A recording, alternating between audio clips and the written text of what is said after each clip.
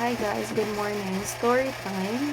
This morning, um, out na ako sa work guys. And, by the way, galing ako sa work. And, sumakay ako ng C-bus. Yung papuntang SMC side na blue. And then, may nakasakay ako na isang lalaki. Tas, tanong siya ng tanong sa akin, hindi ko naman din pinapansin kasi nga strangers, hindi, especially ngayon, hindi talaga safe. So, hindi ko pinapansin yung mga tanong niya. Pero, hindi ko pinapansin yung mga tanong niya, but sinasagot ko ng isang tanong, yung parang isang tanong, isang sagot lang ganun.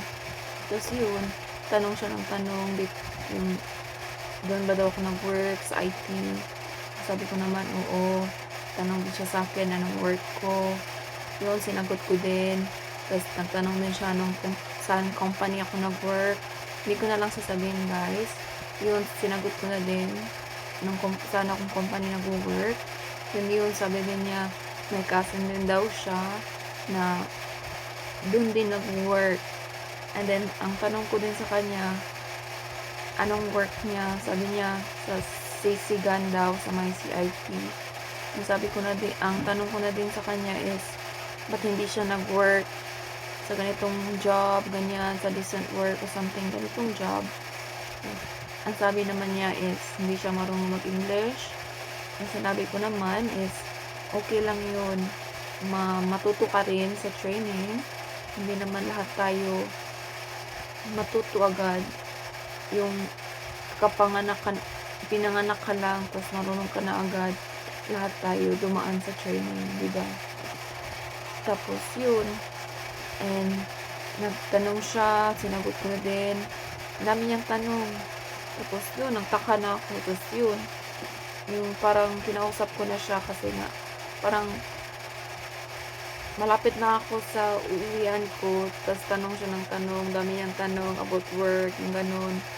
Tapos yun, saan ako nakatira, sinagot ko din, yung parang nag-aalanganin akong sumagot sa mga tanong niya kasi nga strangers, hirap na yun, parang nakakatakot makipag-usap sa mga taong hindi mo kilala kasi nga baka trying to ask lang your details, your information, yun, gamitin, yung parang ganun. Hindi naman ganun. Yun, tapos yun, nagtanong siya, tinanong ko din saan yung parents niya. Sabi niya, yung parents daw niya, yung tatay niya is nasa kulungan. Tinanong ko din kung anong reason kung bakit nasa kulungan. Ang sabi rin niya is hindi niya alam kasi nga bata pa siya noon, nasa 5 years old pa siya. Ang sabi ko din, ganun.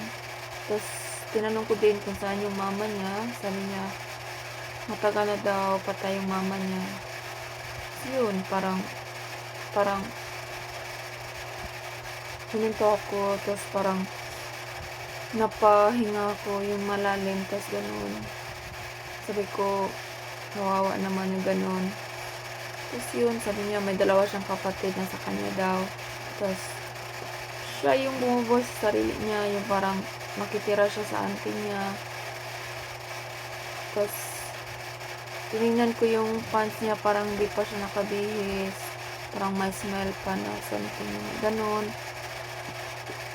Tapos sabi ko, kawawa naman. And sabi ko, how thankful and grateful sa mga taong may trabaho, pero yung iba parang nag-aim sila sa trabaho na meron tayo.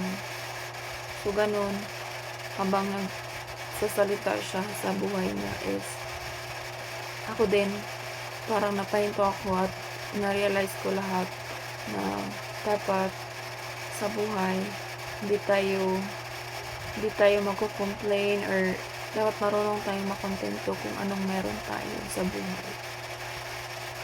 Kahit sa maliit na halaga, dapat marunong din tayong makontento and matuto tayong Natuto tayong umaccept o natuto tayong makontento, gano'n. Kung anong meron tayo sa buhay. Yun, ta's pagbaba ko, sabi ko sa kanya, ang dami niyang sinasabi sa akin about sa life niya. Gusto daw niyang mag-aral, makapagtapos.